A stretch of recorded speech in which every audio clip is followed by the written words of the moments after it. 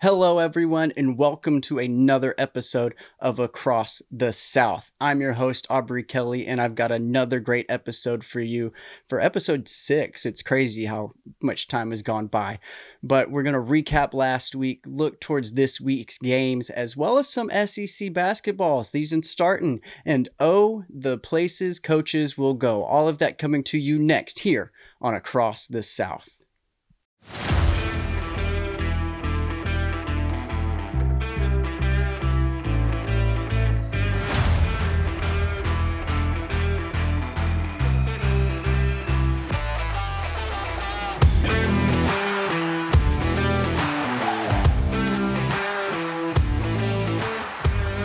All right, so we're going to jump right into things, looking at last week's games, going in order from early morning to late at night. Starting off, Ole Miss at Oklahoma. This was a game to watch. Oklahoma getting kind of staying with Ole Miss. It was back and forth, and then finally towards the end, Ole Miss was able to get the last touchdown in order to win 34-26, remaining second in the standings in the SEC. Then we go to Auburn and Arkansas, playing just a little bit after the Ole Miss Oklahoma game kicked off. Auburn came out looking pretty decent, looking pretty good, and then second quarter, Arkansas puts up 21 points. After that, Hugh Freeze pulls Jackson Arnold, puts in their second string QB, who was a senior transfer from Stanford. I didn't write his name. Apologies to him. But their defense really stepped up. Fourth quarter, Arkansas is still in this. They have a chance. They've been in this situation before against Tennessee and Texas A&M, able to drive down the field and, put some points on the board to keep the game close. But 4 turnovers, consecutive turnovers, one a pick six by from Taylon Green, then a fumble recovery for Auburn, and then 2 more interceptions thrown by Taylon Green sealed the deal for the Auburn Tigers.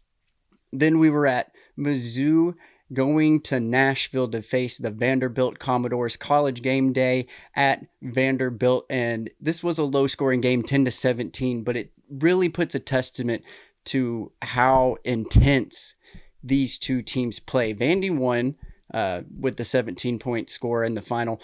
And you think, wow, that's really low scoring. There's a reason why it's low scoring. Yes, they are 2 great offenses that have put on a great performance so far through this season and have racked up points on the board, but they each have their own intensity. This was a defensive game.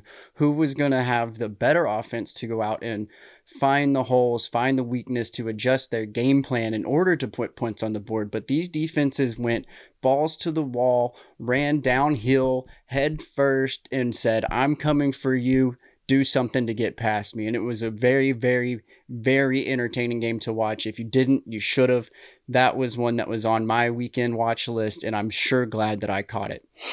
After that, Alabama at South Carolina. And South Carolina had an early lead. They were looking like they were going to pull off the upset, but Alabama came back 29-22 in South Carolina to get the win over the Gamecocks. Then Texas at Mississippi State. Second consecutive game for Texas on the road in overtime. Same result. They still won 45-38, and Mississippi State had a substantial lead over Texas, and it was looking like the Longhorns just stayed in the pen and were all roped up with Bevo. Eventually, they found their way to get their offense going, the same as last week whenever they played against Kentucky. And it seems like Mississippi State and Arkansas are the 2 schools that just kind of find a way to lose at the moment. They have big offensive explosions early on, and then second half is just kind of a mediocre show up. Okay, we can coast from here, and that's never the case in SEC. Second to last game, Tennessee at Kentucky. This was kind of a easy one for Tennessee. 56-34 was the final. Kentucky was putting up a fight. They were putting points on the board, but just not enough to keep it close, and their defense didn't really show up to keep Tennessee off the board. And then finally, Texas A&M at LSU. In Death Valley, the Aggies go and put a whooping on Brian Kelly and the Tigers 49-25. And I think that's the second consecutive, or at least 3 times that LSU has lost at home by 20 plus points. And I think it's 2 times, but both times have been done by the Texas A&M Aggies. And it kind of makes you wonder, like, who's in the top spot to win the SEC? Who's going to be the SEC championship teams? Who's going to play against each other to determine the champion? And then who's also going to make that run into the college football playoffs with pretty much a first week bye or a first round bye? As the standings go right now, it's Texas A&M, Alabama, Ole Miss, Georgia. Texas A&M and Alabama both 5-0 in conference. So right now they're kind of your leaders. Ole Miss and Georgia are both 4-1, so they're sitting at that. It's basically a tie for first and then a tie for second. But we're going to look at the remaining schedule for each of these teams and kind of see if we can predict or adjust or find out, whatever word you want to use, on who's going to be those 2 final teams for the SEC championship. So starting off with Texas A&M, they have a bye week this week. No play, they get their rest. They'll come back the week after, next week, on November 8th, I believe, against Missouri. So they're at Missouri, which could be tough. Missouri put up a good fight on the road against Vandy, but Texas A&M is a better team. But Missouri plays well at home. Then it's South Carolina at home. Should be a decent, pretty... A&M should win that game. Then it's Samford out of conference. Not a very strong opponent, I would say, so they should win that one. And then at Texas. If A&M gets a loss, it's either going to be at Missouri or at Texas, because we know that Texas plays really well at home when they have that home crowd behind them. So that's going to be a rougher win for Texas A&M. It helps that they're in state. Those fans travel. The 12th man will go to wherever the Aggies are playing, but that will be a tough win at the end of the season. Now, if they make it there and they have the 1 loss to Texas, I mean, still put them into the SEC championship because that's their 1 loss in conference at that point. Now, if they go and lose to Missouri and Texas, you kind of have to figure out of these next 3 teams, who's going to fill in that spot. Excuse me, a little burp there. So going on to Alabama again, 5-0 in conference. They also have a bye week this week. So the Roll Tide are not rolling anywhere except onto the practice field. But after that, it's again, they host LSU. Then it's Oklahoma at home, Eastern Illinois out of conference, and then at Auburn.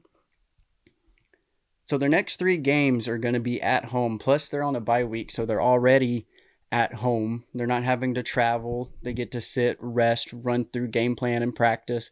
And then the next 3 weeks after that, they're at home at Bryant-Denny Stadium. That's going to be difficult to kind of slow their roll, if you will. The Tide are a great team so far. Kalen DeBoer has got his black hoodie on and has the team rolling. LSU's in shambles. Oklahoma's still trying to find themselves from when they started the season. They're trying to get back to that. They're kind of fighting behind a little bit. They were ahead, blew a tire, having to change it, and now riding on a donut. Eastern Illinois should be an easy win out of conference at home. And then at Auburn, we all know that the Iron Bowl is one of the greater rivalries within the SEC. And that game typically is close, and it could still be close, seeing how Alabama struggled against South Carolina a little bit on the road, and Auburn now having a new quarterback and not being Jackson Arnold. So that offense is a little bit more potent with a dual threat quarterback who can run, take a hit. I mean, he looks like a shooting guard in the NBA, but he puts on pads and runs through people, and he can throw a pretty decent pass. So kind of similar to A&M, if Alabama's going to take a loss, it seems like it's going to be towards the end of the season if they do end up losing. Otherwise, they could end up with only 1 loss, and that'd be to Florida State in week 1. And they'll have a top spot in the college football playoffs. Ole Miss, 4-1 in conference, as stated before. They go 3 home games against South Carolina, Citadel, Florida, and then the Egg Bowl at Mississippi State. Again, if Ole Miss is going to get their second loss, it's going to be on the road the last week at Mississippi State. Hosting South Carolina, it makes it a little bit easier because they're at home. Citadel, out of conference opponent. Florida, no Billy Napier. It's going to be a judgment call the closer we get to see if the interim head coach at Florida has really got those boys fired up and ready to actually play and kind of working together and put oil on the cogs. It's hard to tell right now because we haven't seen Florida play. They were on a bye week last week. But at Mississippi State, all those cowbells in Stark Vegas, it's going to be difficult. This will be Trinidad Chambliss's first time going into Mississippi State for the Egg Bowl. And similar to the Iron Bowl, these are going to be two teams that don't like each other, and they're going to go all out. And, you know, if Mississippi State can play upset for Ole Miss, then they're happy to do it. Lastly, Georgia, again, 4-1. The rest of their schedule is a little wishy-washy. It's not so much kind of like Alabama and Ole Miss with 3 home games. They were on a bye week last week, so they're going to go at Florida. It's hard to win in the swamp, but this will be what tells us how Florida is going to be with their interim head coach and everything that I just explained earlier. Then at Mississippi State, again, cowbells. Mississippi State plays pretty well at home so far this year, but they've also had the games like last week against Texas where you have a big lead and you find a way to lose. Then they host Texas. It's hard to win in Athens. Ole Miss. Yeah, Ole Miss was able to do it, and that was a fight. That was a dog fight. So, and Texas doesn't play good on the road. They find ways to win late, but if Georgia's offense gets going, Stockton's finding his guys, and they put points on the board, it's going to be hard for the Longhorns to fight back. Then they host Charlotte, out of conference opponent. They should win. And then at Georgia Tech, who is currently still undefeated. I think they're ranked 12th, if not further into the top 10. That's going to be a deciding factor, if not for Florida and Mississippi State, because, Florida and Georgia have their rivalry. But you also have the Georgia Tech-Georgia rivalry, and Georgia Tech has pulled off some upsets in the past. Look at Dublin, Ireland last year. I think they went over there, played Florida State, upset Florida State in week 1. So, especially being undefeated, that's going to be a tough game, and Georgia does have those miscues every so often. But that'll be the determining factor. It's very much the last week of the schedule is going to determine the placement of these 4 teams. I don't see anything really happening within the next 2 weeks, except maybe Missouri at Texas A&M, or to A&M at Missouri, but that game, maybe Georgia and Mississippi State, maybe. But other than that, I think all these teams are going to win out until that final week. You could see some losses. And if that's the case, you're going to have A&M and Alabama for the SEC championship. And if it comes down to that, that'll definitely be a game to watch, because it's not the typical Bama, Georgia, or Georgia, Texas like this last season. But Georgia won't be in it. You kind of get a diverse SEC championship this year. I don't know if Texas A&M has ever been or gone. If they have, it's been a minute, because Alabama's long dynasty under Nick Saban. But it's going to be one of those, Texas A&M worked hard enough to get there, and they either keep doing what they're doing and they surprise SEC and beat Bama, or they're going to crumble under the pressure because Bama's been there before. They know how to handle that situation and that type of crowd, and stay calm and proceed on the way that they always have. But as of right now, I'm going to go Texas A&M, Alabama for the SEC championship, and then the winner of that to get the bye. I mean, A&M's potent, but I'm going to go with the Crimson Tide to win the SEC championship based off the current standings. Now, I might change my mind depending on how this week or the next couple weeks go. But as of right now, I'm going to say A&M, Alabama, SEC championship, Bama being crowned the champions. But yeah, we're just gonna move on. I was trying to find a segue. There is no segue. It's just a full cut jump, and hope I make it across the ditch. But Brian Kelly was fired from LSU this past weekend. Oh, here's my segue. But speaking of Texas A&M, should have said Texas A&M wins the championship and cost Brian Kelly his job, because that's what happened. Brian Kelly fired from LSU after the major loss at home to Texas A&M. It was a $54 million buyout for Coach Brian Kelly. That's the most money anyone's had to pay out for firing a coach this year. James Franklin was with like 49 million. Well, here's Brian Kelly with 54 million getting to coast from the LSU Tigers. There's been 11 coaches fired now. 11 all across the FBS. 11 coaches. The total buyout number, so all 11 coaches, all the money that they're still owed due to their contracts, $167.7 million total. Sam Pittman, Billy Napier, Brian Kelly, James Franklin, Virginia Tech, UCLA. There's so many coaches, and by so many, I mean 11. I already gave that definitive number. But all the money owed totaled to $167.7 million. That's ridiculous. That's insane. I mean, Brian Kelly had one of those 10-year or however many year deals where he gets owed that money. And a lot of that comes from Scott Woodward, the athletic director at LSU. And it seems like anytime there's a big deal, like a long-term extension, that coach has been fired.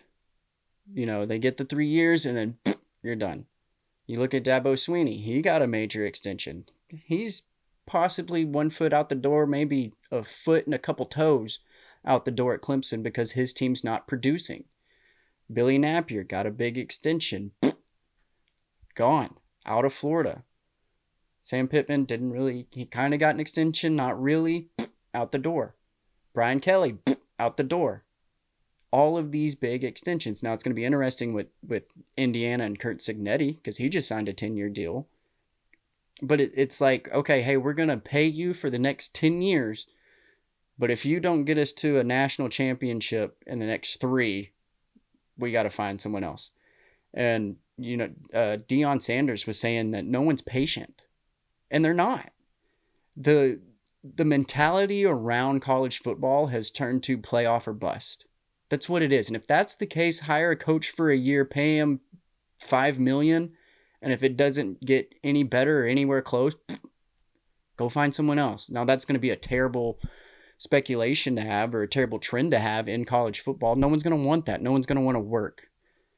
Or all of the coaches are going to be taken with 5-year deals, getting paid $60 million or however much for those 5 years. And you're not going to have any coaches, and you're just going to deal with whatever you're able to pick up. It's not going to be fun. But you can't have this mentality of, okay, we're going to hire you.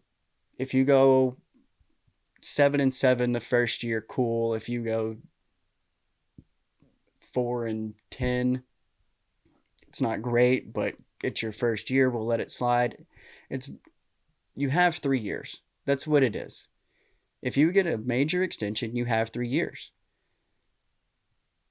And that you can't hold a coach to that. If you're going to pay him that money for 10 years, give him that 10 years, or at least give him half. If you're not willing to hang on to your coach that long, give him a 5-year extension.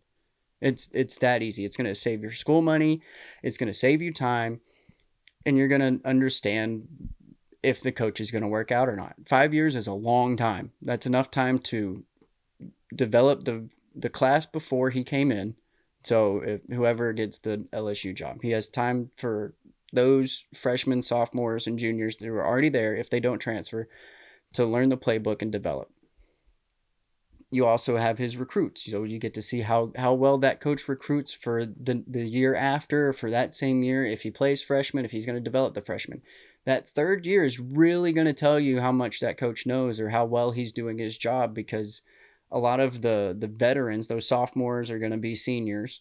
So that's where you see the development, because if that sophomore stays for his junior year and senior year and he's going to be a starter, he's going to have the mentality that coach has wanted from the moment he got there, and be able to pass it down to the underclassmen.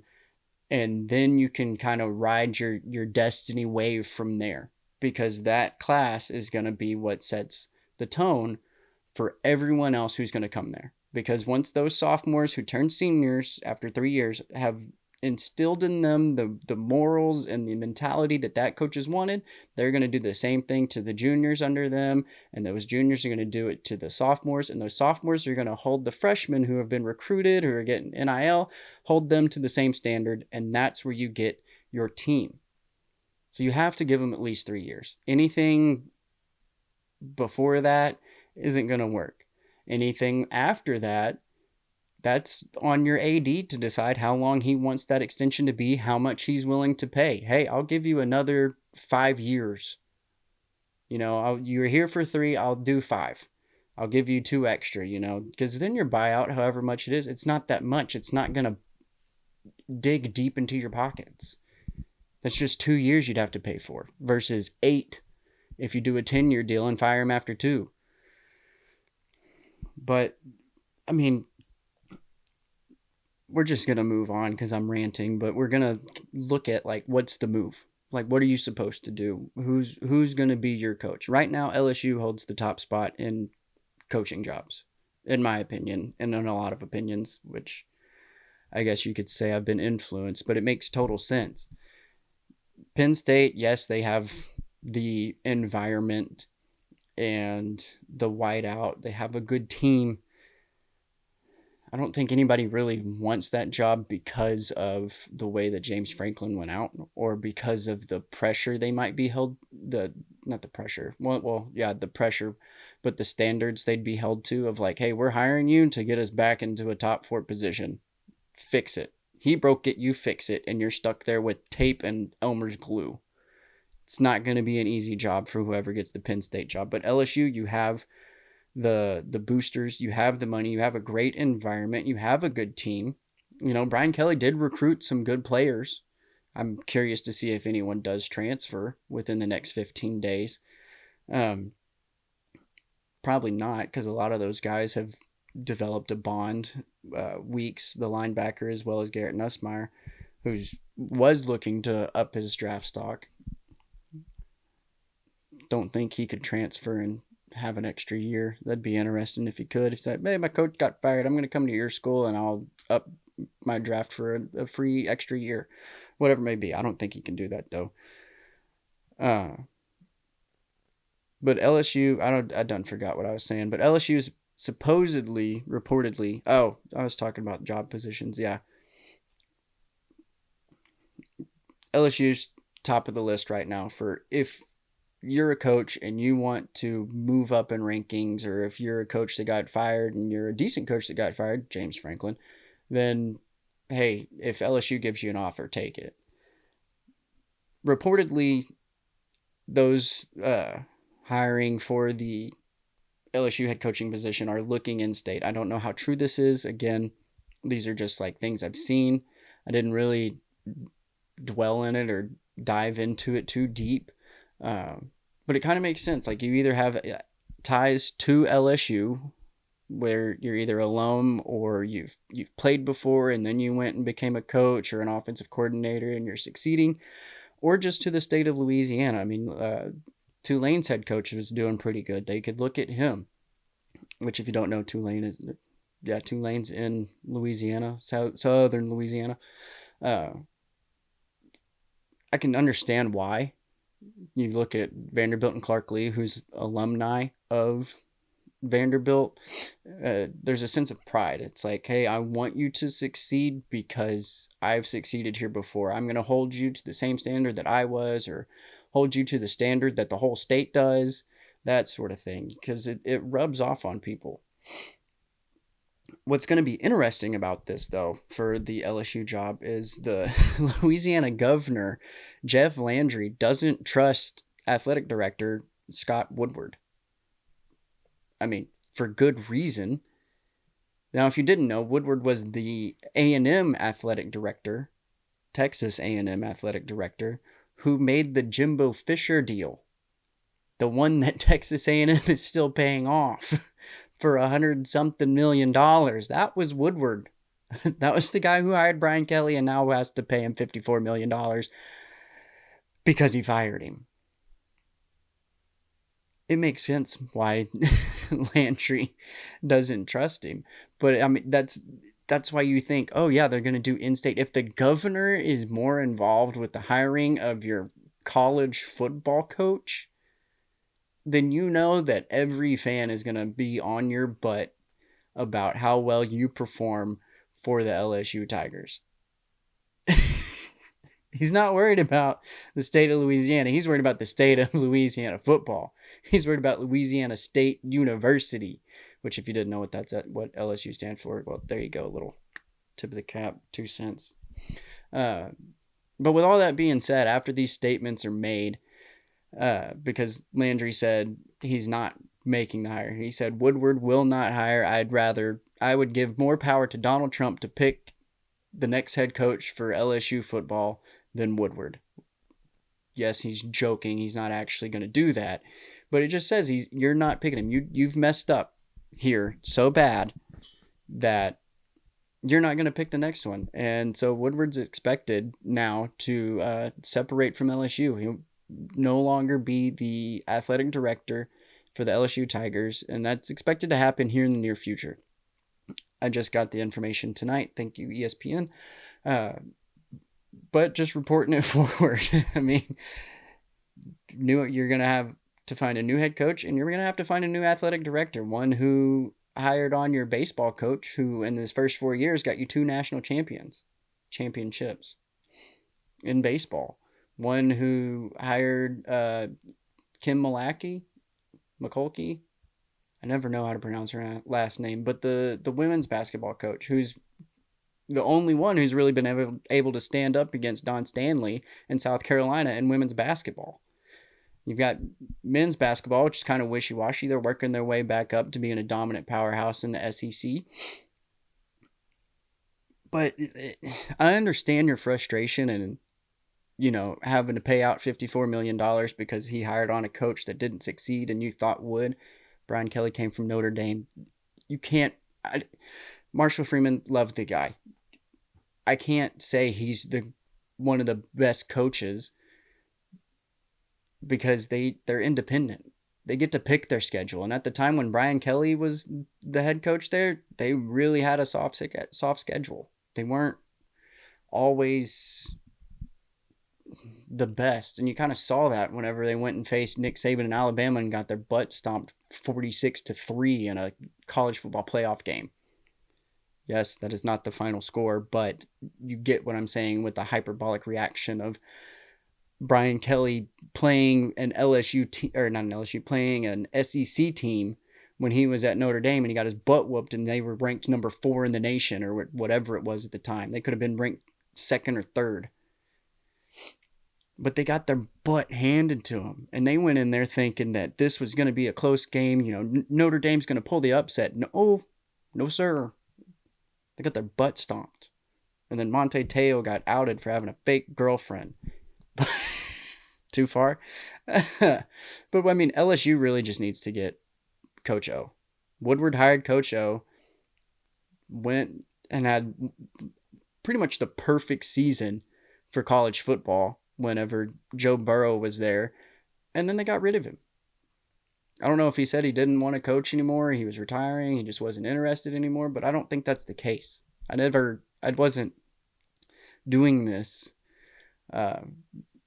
going through information and researching everything whenever all of that happened. Excuse me. But, Coach O was asked, like, hey, if you got the call, would you go back to LSU? And he responded ecstatically. I don't do that. His translator then had to say, "Yeah, absolutely. I would love to go back to LSU and have that job." Just doing my best Coach O impersonation there.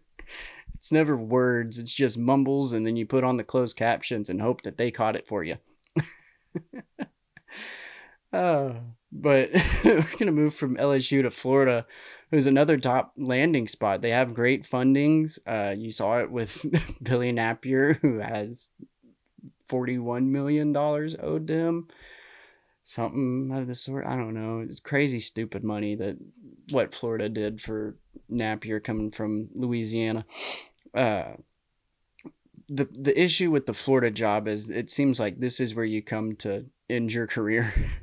You either get fired and coast on the money they paid you for, or you retire and coast on the money they paid you, because they've got deep pockets and they're like, hey, fix this, fix this, fix this. They're just throwing money at the problem and it's not changing. But the problem is going and taking a trip to the Bahamas for a couple of weeks with his family. But it's just kind of like, here, sign this deal for 5 years, 80 million total. And then after 3 years and nothing's changed, or 4 years, nothing's gotten better. Hey, take this extra 50 million and go do what you want.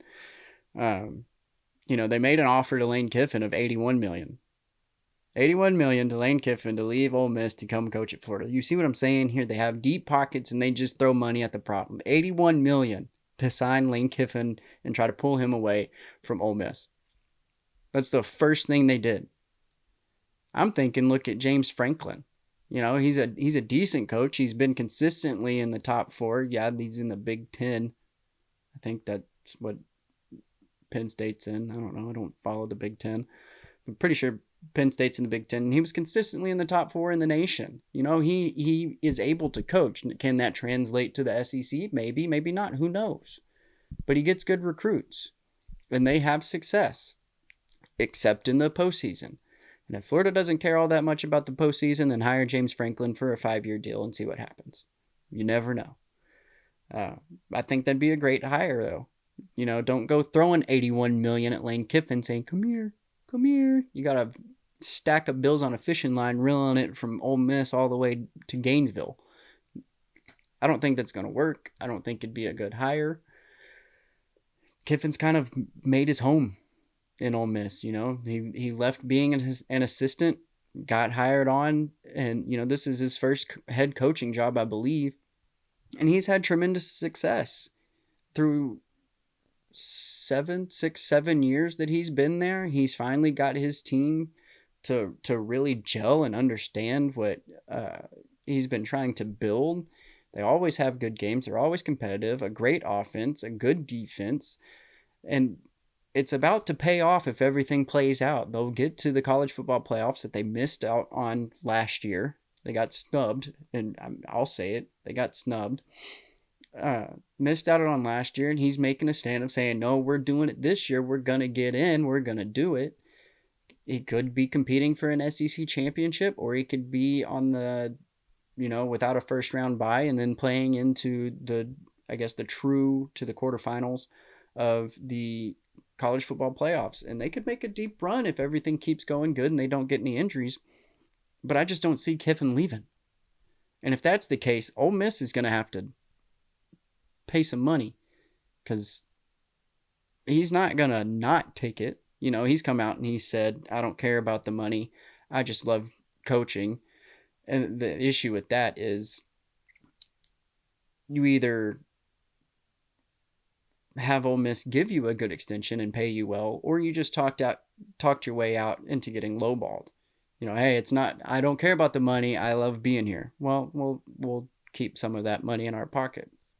The thing is, Ole Miss doesn't need to take too much, because then he might just leave. Hey, if you're paying me this, I'm gonna go to Florida and get 81 million. And then at that point, you could make the judgment call on if it was really about the money or not. He's also said he doesn't like the transfer portal, and yet he uses it the most out of any coach that I know. But he gets success with it.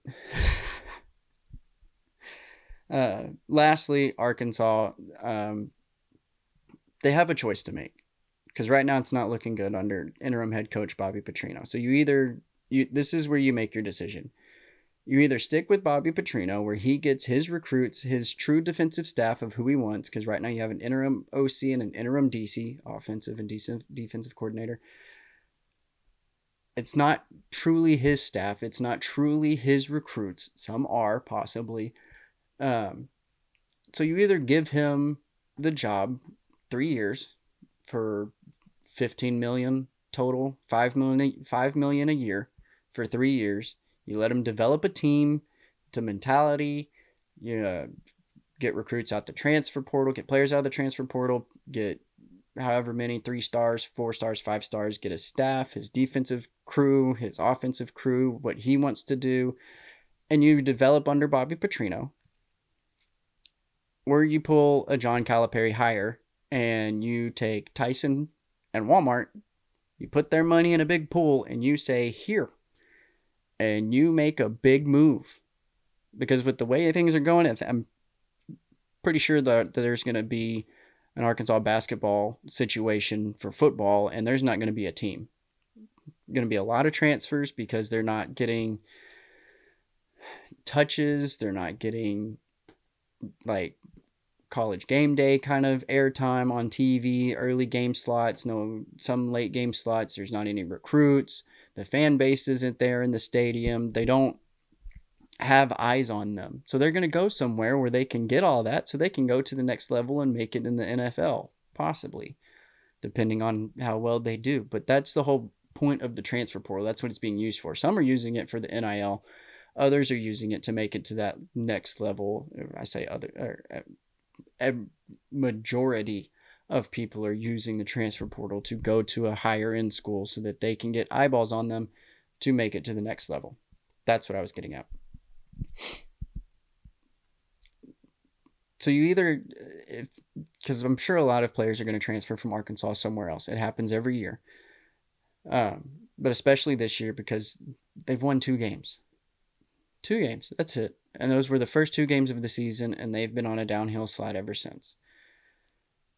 So you either stick with Bobby P or you make that big Calipari hire with like John Gruden, who's been very vocal, and you just say, sure, he's an ex-NFL coach. He seems very ecstatic. I love his energy. I love his attitude. I love his grittiness, his drive, and he's going to be able to get these kids together and function as a well-oiled machine. Or if you don't like that hire, kind of do what Florida does or is doing or trying to do with Kiffin.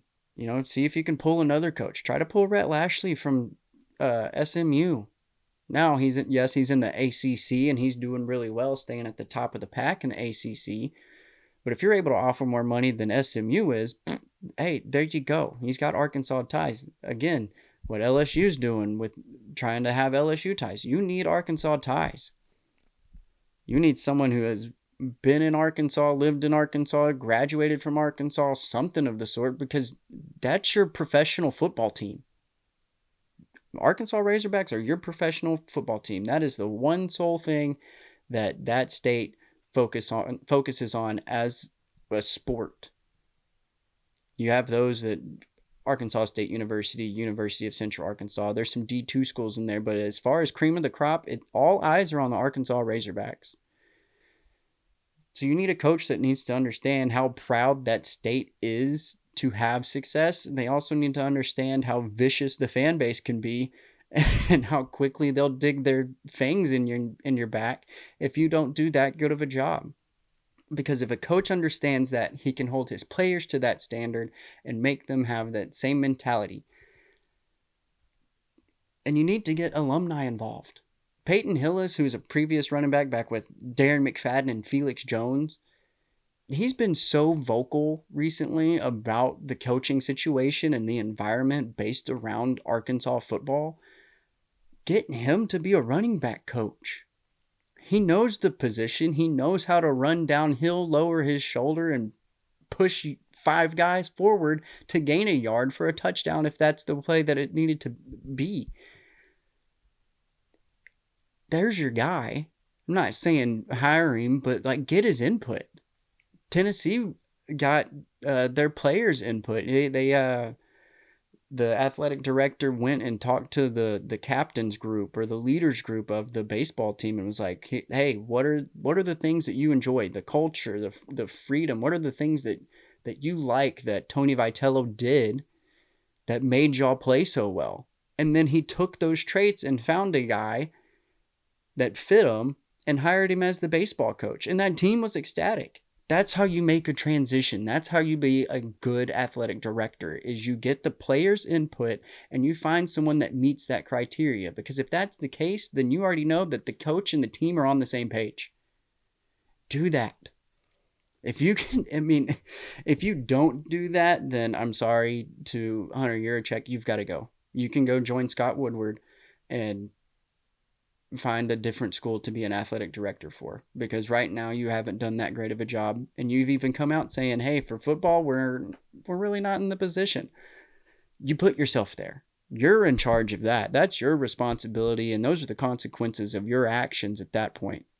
And if you can't fix it and you're just making it a deeper hole and being like, I'm going to focus on baseball and basketball and we'll do something great in a different area, but I'm not really going to focus on this one, then why are you there? You're athletic director. You watch and have say over all the athletics.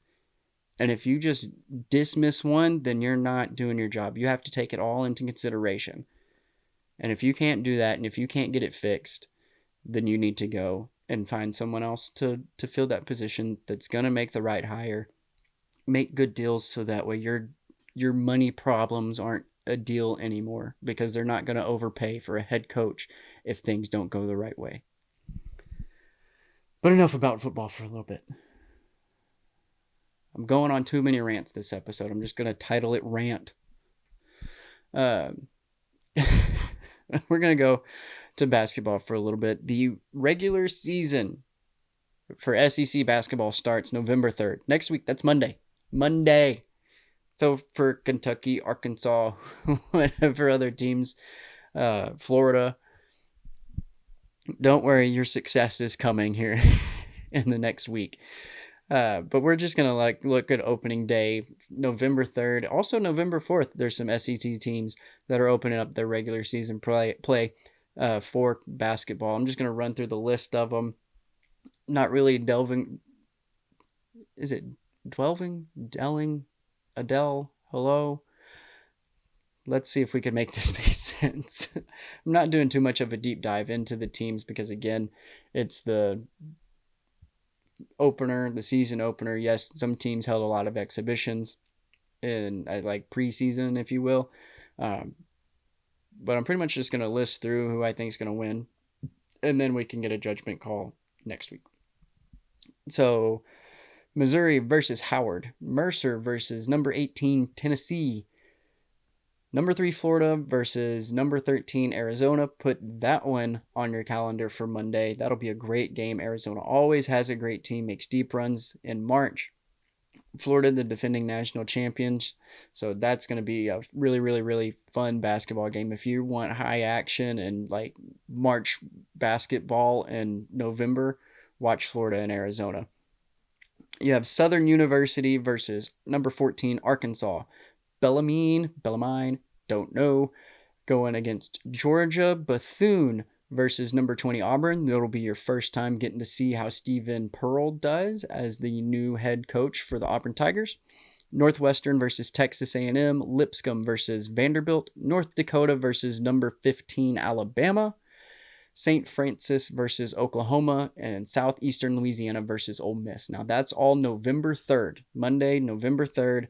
Those are the games. For November 4th, you only have 3 SEC teams playing. You have NC-A&T. Oh, give me the Tim Allen. Versus South Carolina.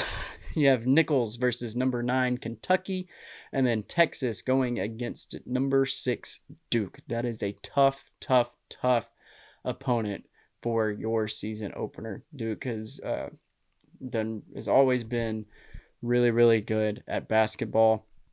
That's going to be a rough one for Texas. Texas kind of has a decent basketball team. Not great, but decent. So I guess they have some high expectations to open up their season against Duke. That's it for basketball. Hope that was short and to the point. Sticking to the future, looking at this weekend's football games. Again, in order, early morning to late night. Here we go. Number 9, Vandy at number 20, Texas. I'm not sure why this is a morning game, but it's a morning game.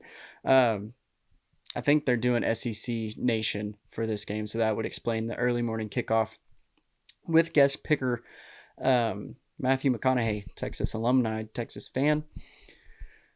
This one's going to be interesting. Texas struggling, Vandy in the top 10 with only one loss to Alabama.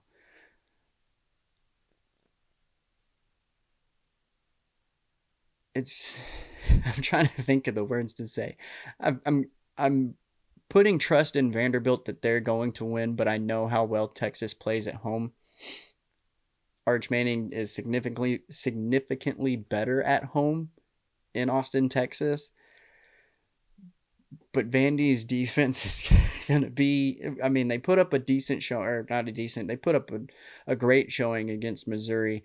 But the offense has struggled a little bit. They struggled against Missouri. They struggled against Alabama. So I don't know how well Vandy is going to do against the Texas defense. It's going to be a close game for sure. But I think Vandy goes on the road and gets the win. If not, this is going to be one heck of an upset, and this is going to be where Texas gets to be this is where Texas starts to get talked about more. Gotta slow down. Because they went from preseason number 1 to unranked to 22 to 20. If they beat number 9 Vanderbilt, they could put them at number 12 or at 13 looking in and have a chance to make that playoff, because why wouldn't you want a college football playoff without Texas and Arch Manning?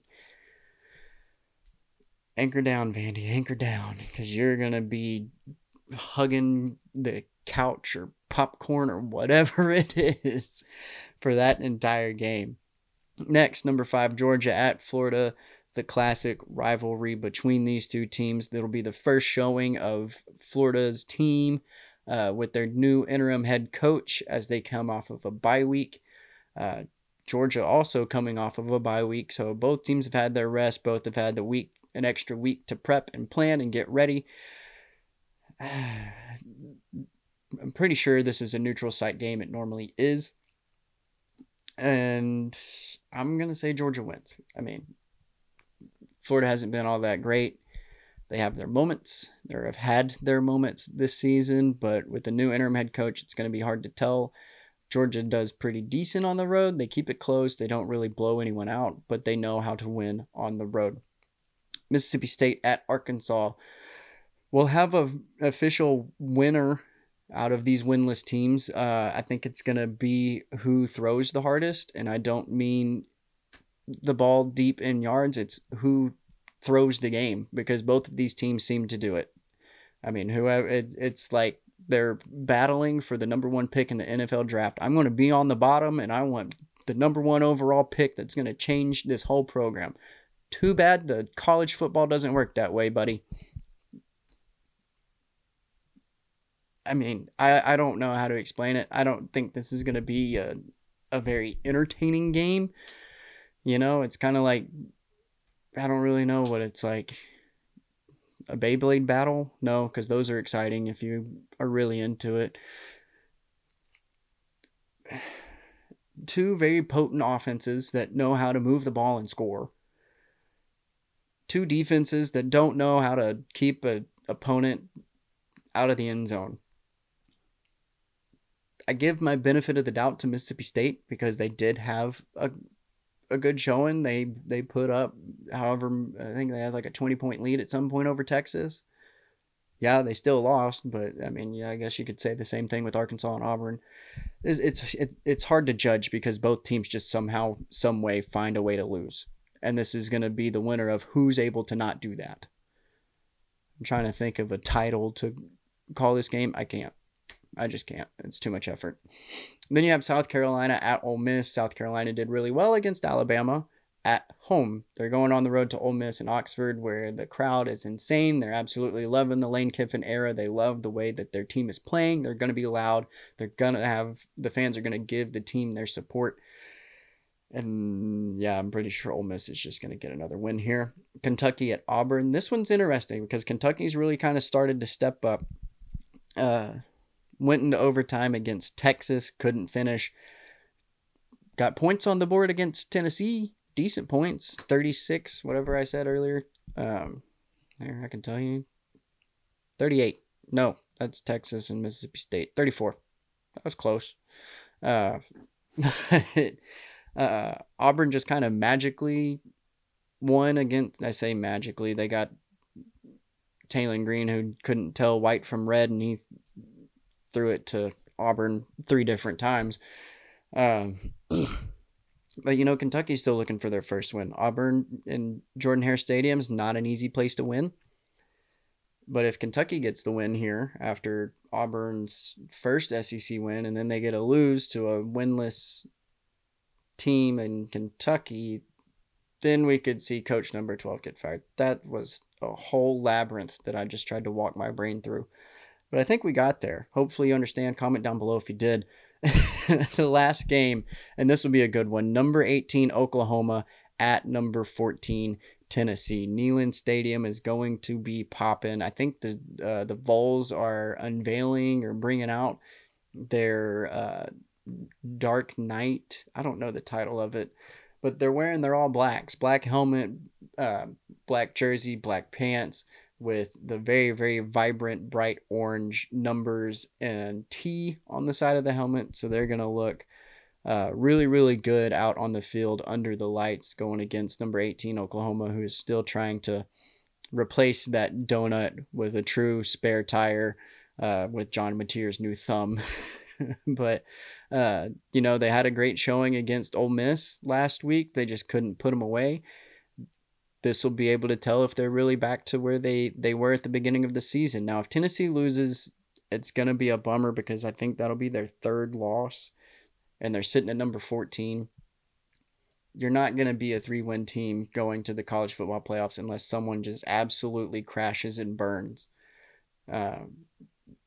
So it's a must win in my eyes for Tennessee, but it also would be a great win for the Sooners in Oklahoma. But that's going to be it for the sports topics. And we're going to move on to the famous last section that I always enjoy. I get to learn about these players all throughout the Southeastern Conference. And I'm trying to figure out how I'm going to do it with,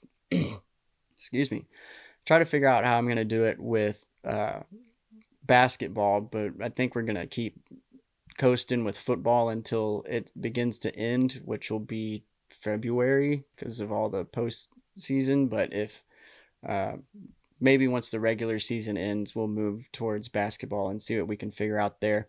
But it is now time for the scripture spotlight.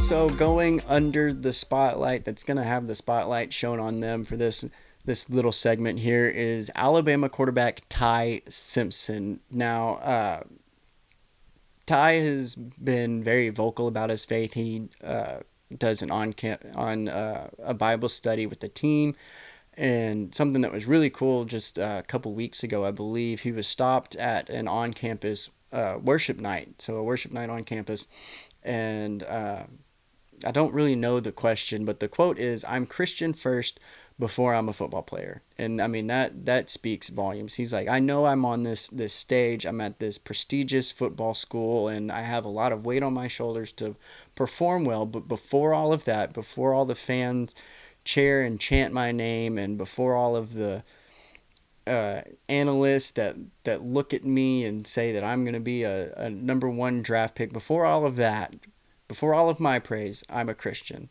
and I follow God. And one of his main verses before taking the field when getting ready for the season this year was Micah 5:5. 5. And as always, I feel like I say that all the time, as always. But as always, I have my Bible here, and we're going to read Micah 5:5. And he will be the source of peace. That's it. That is Micah 5:5. And he will be the source of peace. So let me go a little bit deeper here, because my Bible has that nice little thing at the bottom where you can go a little bit deeper. And so it says, the key descriptive phrase is, he will be the source of peace. In one of Christ's final talks, he said, I am leaving you with a gift, peace of mind and heart. And the peace I give is a gift the world cannot give. So don't be troubled or afraid. And that was from John 14:27. But because of Christ's first coming, we have the opportunity to experience peace with God, with no more fear of judgment and no more conflict and guilt.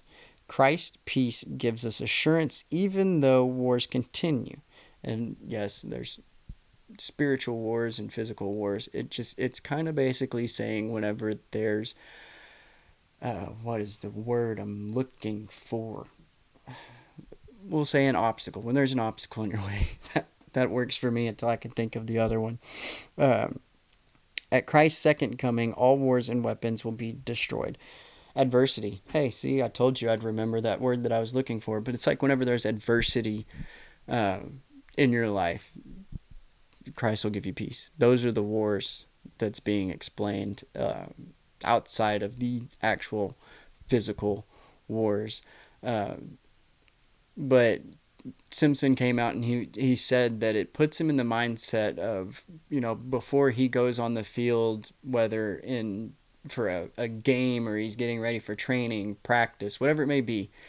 He said that Micah 5:5 puts him in the mindset that in whatever situation happens, he's going to be beside me and I'm excited for it.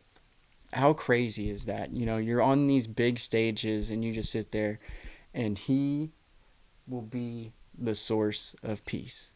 And you just calm, still, quiet, at peace. Because you know that no matter what you do, whatever you're going through, adversity, challenges, 60 minutes of grueling heat, getting beat, you still have peace. He's excited. Ty Simpson is excited because he knows that God is beside him through the ups and downs, the victories, the losses. How do you think he felt in that week 1 loss to Florida State? Oh, man, that had to suck. No, he was at peace, man. At peace. Because he knows that he's not judged by his works on the football field, but through his faith in Christ. And it's so great that's the one, that little sentence. That's it. Let's see. 1, 2, 3, 4, 5, 6, 8 words. 8 words. And he will be the source of peace. You don't have to rely on anything else. He's not going to sit there and be like, oh man, I need someone on SEC Network to be talking about me. Like, why aren't they talking about me? I'm doing great. No, he doesn't care.